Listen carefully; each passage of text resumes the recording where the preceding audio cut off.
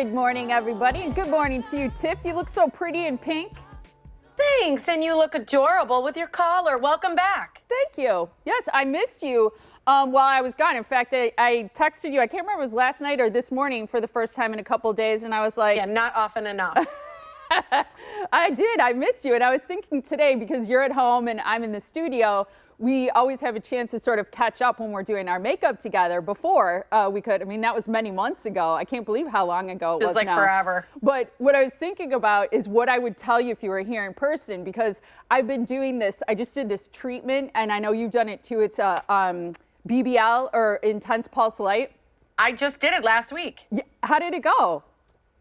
I loved it. I mean, I'm going to do this for the rest of my life, because the studies show if you do it in 10 years, your skin looks 10 years younger than when you started. And I swear that's why you're aging backwards. So I'm really just copying you. Right. Yeah. Well, and the reason it does that is because it helps produce collagen, which we have a hard time doing as we age. So yeah, you're absolutely right. I did it at Wisconsin Vein Center and MediSpa, and I was thinking about downtime. And I was thinking for most people, they could maybe stay home or put on a little extra makeup. And I was thinking for us being in TV, it's like, it's just that much harder to be away from how you look and cover it up. It is, I know. And I was really red because same like you, I have rosacea. And so I did mine at Illum, and I was like, my skin was like, kind of felt like I was sunburned for a couple days, but yeah, it was good. I'm excited. It does feel like that. I felt like your skin looks glowing. I did it at Wisconsin Vein Center and MediSpa. And I feel like, you know, everybody there loves the treatment, and there's a reason, because there are really good results. But the research. Yeah. One of the other things that I missed, and I was bummed, is you had a conversation yesterday with the tech expert about that Life 360 app. How did it go? I knew you were going to love that. So, you know, because the whole thing was the difference between surveillance and, you know, really kind of, I guess, checking up on your kids and safety. So that was sort of the conversation.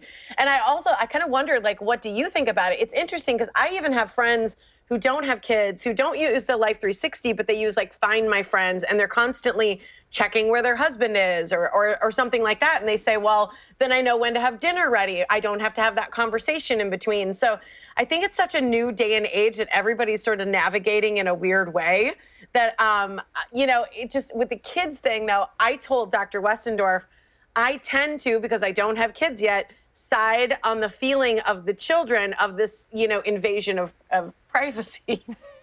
I agree with you. And I have kids who are all in that, you know, high school and college range. So I feel like I'm somebody who would be likely to use it, especially because you can monitor their driving. I would be so tempted, yeah. But I would use it, I'm sure. I feel like it does cross the line from supervision, like you said, into surveillance. And But like, oh, go ahead. Well, I was just going to say, I feel like with kids, what happens is they become more sleuthy at sort of escaping your surveillance rather than it being like a helpful safety tool. And I just think kids, especially because they eventually go to college and they're on their own, you have to sort of trust them to monitor themselves. And I think if we're always monitoring, it's just my personal opinion because I don't use it, that then we're just always monitoring them and not trusting them to make mistakes, hopefully that don't cost them, you know, an injury or something like that. But you have to, at some point, trust them because they're going to be on their own. It's so true. I just think about the things that we did as kids. And if our parents had that on us, you know, I mean, that's what I think a lot of people think about. And that's probably why they use it, right? They're like, I don't want my kids to do what I did. And the world is such a different world today. So it's totally different. But I think about that. Like, you know, I remember going to a friend's house and we snuck over there. And I told my mom I was staying at my friend Jenny's instead.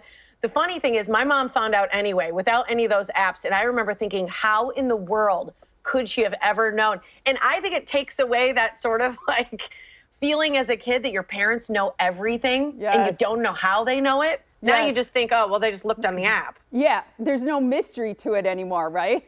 Yeah. Right. It's like you do think parents have eyes in the back of their heads, but I do think that there's parent intuition. And I think sometimes this technology, we maybe rely on it too much. And it takes away our intuition or asking our kids a question, being able to read whether or not they're telling us the truth.